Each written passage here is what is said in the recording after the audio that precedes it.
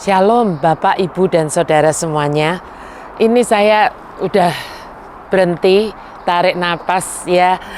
Karena jalannya ternyata tidak mudah. Jalan mana itu? Emmaus. Kita sekarang ada di jalanan Emmaus. Ini jalanan di mana Yesus bersama dua muridnya ya berjalan pada waktu itu. Tapi saya mau ngomong dulu, Emmaus ini adalah salah satu dari sedikit kota di Israel. Ini saya jalan sama Daud. Ya, yang disebut baik di dalam perjanjian lama, yaitu di kitab Makabe 3 dan 4, dan juga di perjanjian baru di Lukas 24. Jarak antara Emmaus sampai Yerusalem ini 160 stadia atau sekitar 7 mil. Nah, kisah paling terkenal di Alkitab dari kota Emmaus itu adalah yang di Lukas 24 itu. Seperti kita tahu, saat dua orang murid Yesus, tapi yang disebut namanya cuma satu ya, Ibu Bapak Saudara, yaitu siapa? Kleopas ya. Mereka berjalan bertiga, dua murid dengan satu orang Yesus, berjalan dari Yerusalem ke Emmaus. Lebih dari kota Emmausnya sendiri, pastinya saya lebih tertarik mendengarkan percakapan dua murid Tuhan Yesus ini dengan Tuhan Yesus. Ini terjadi saat mereka selesai perayaan Paskah di Yerusalem, ya, di Yerusalem Temple. Entah apa yang ada di hati dua orang murid ini, sedih, kecewa, merasa nggak punya harapan lagi dan sebagainya ya. Kenapa begitu? Karena guru mereka telah disalibkan dan mati. Kita semua tahu kisahnya. Dan mereka lebih sedih lagi pastinya karena apa? Dan mungkin juga kesel karena orang asing yang berjalan bersama dengan mereka ini nggak tahu apa-apa, malahan bertanya apa sih yang sedang terjadi gitu ya. Oh, mereka berpikir ini memang benar nih orang asing, nggak update, mungkin juga gaptek ya, nggak baca sosial media pada waktu itu, sampai nggak ngerti berita yang lagi viral, ya kan? Nah, tapi hal itu ternyata nggak lama, ya. Hal itu nggak lama. Mengapa nggak lama? Ya, karena ketika hari sudah mulai menjelang malam, udah sore tapi yang udah menjelang malam, sampailah mereka di rumahnya si Kleopas. Dan Yesus itu bilang, ya udah ya, aku jalan dulu ya, gitu ya. Tetapi mereka berdua itu urge strongly, jadi mendesak Tuhan Yesus untuk jangan pergilah, makan dulu gitu, mampir gitu ya. Untung mereka itu punya hati yang murah dan mereka itu mau menjamu Yesus. Nah, lalu Yesus masuk.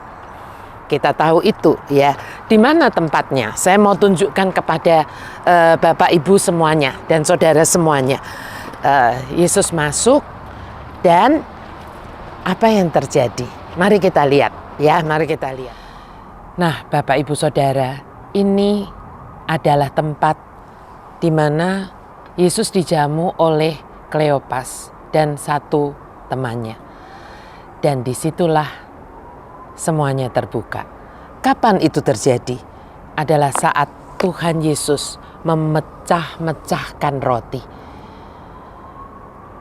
Saat perjamuan, saat Ekaristi, terjadilah yang saya pernah khotbahkan, accessing to miracle. Mata mereka terbuka dan mereka mulai, mereka ini Yesus, ini guru mereka, ini Tuhan mereka, ini Yesus. Dan betul ternyata dia bangkit. Ternyata betul Yesus itu menang.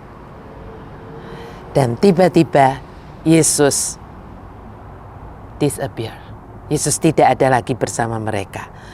Tetapi tiba-tiba, Ibu Bapak Saudara, hati mereka yang tadinya hopeless menjadi hopeful. Rasul Paulus berkata, iman timbul dari pendengaran dan pendengaran akan firman Kristus. Kalau Bapak Ibu Saudara perhatikan, kalau kita baca Injil, waktu di perjalanan tadi, di Emmaus tadi, perjalanan dari Yerusalem sampai ke Emmaus, mereka mendengar kata-kata Tuhan Yesus di jalan. Sebetulnya hati mereka sudah berkobar-kobar. Ya bukan Bapak Ibu Saudara? Kapan terakhir kali hati Anda juga berkobar-kobar mendengar kebenaran firman-Nya. Tapi seandainya mereka berhenti sampai di situ, mungkin mukjizat tidak terjadi. Mungkin hati mereka tetap akan hopeless.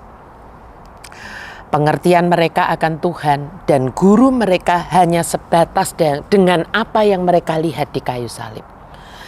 Tapi saat mereka mengizinkan Yesus masuk lebih dalam, ke dalam rumah mereka, makan bersama mereka, mereka mengalami yang namanya personal encounter dengan Yesus. Perjumpaan pribadi, perjumpaan personal dengan Tuhan Yesus. Dan itulah yang mengubahkan iman mereka.